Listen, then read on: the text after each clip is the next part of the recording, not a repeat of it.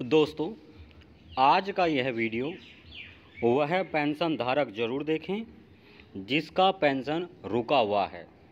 Bank में pension नहीं आ रही है, काफ़ी टाइम हो गया, लेकिन पेंशन की किस्त बैंक खातों में अभी तक नहीं आई है। सरकार की तरफ से पेंशन तो भेज दी गई है, लेकिन आपको अभी तक पैसा नहीं मिला है।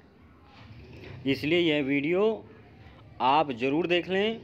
विधवा, दिव्यांग या वृद्ध अवस्था पेंशन ले रहे हैं तो अब आप देश के किसी भी राज्य के रहने वाले हैं और किसी भी राज्य में रहकर विधवा पेंशन ले रहे हैं, दिव्यांग पेंशन ले रहे हैं, तो यह अपडेट आपके लिए है। पेंशन लाभार्थियों के लिए सबसे बड़ी खुशखबरी निकल कर आई है।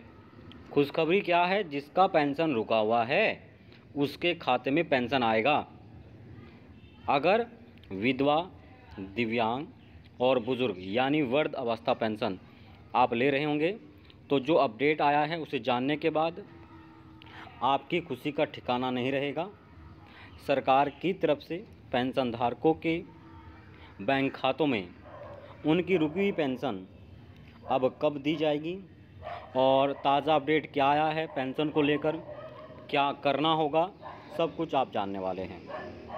करोड़ों पेंशन लाभार्थी ऐसे हैं जिन्हें पेंशन की धनराशि पिछले कई महीनों से उनके बैंक खातों में नहीं दी गई है। लाखों की संख्या में ऐसे पेंशन उपभोक्ता है जो अपनी पेंशन राशि को अभी तक नहीं ले पाए हैं, जिसका पेंशन हमेशा के लिए भी सरकार द्वारा बंद कर दिया गया है। पेंशन धारकों की गलतियों की वजह से उनकी पेंशन बंद हो रही है। अगर आप अपनी गलती सुधार लेते हैं तो आप अपने बैंक खाते में अपनी पेंशन ले सकते हैं। अगर गलती नहीं सुधारेंगे तो पैसा आपके बैंक खाते में नहीं आएगा और आपकी पेंशन बंद हो सकती है। अगर आपको आपके राज्य में पेंशन 1000 रुपया महीना, 1500 रुपया महीना, 600 रुपया, 700 रुपया दी जा रही है तो दोस्तों आपकी यह पेंशन आपके खाते में आएगी। और कई राज्यों में पेंशन को बढ़ाकर सरकार ने देने की घोषणाएँ कर दी गई है। आपको इसी महीने 31 तारीख से पहले कुछ ज़रूरी कार्य करने हैं। तो चलिए जान लेते हैं कौन से कार्य पेंशन लाभार्थियों को करने होंगे ताकि उनका पेंशन उनके बैंक खाते में आ जाए।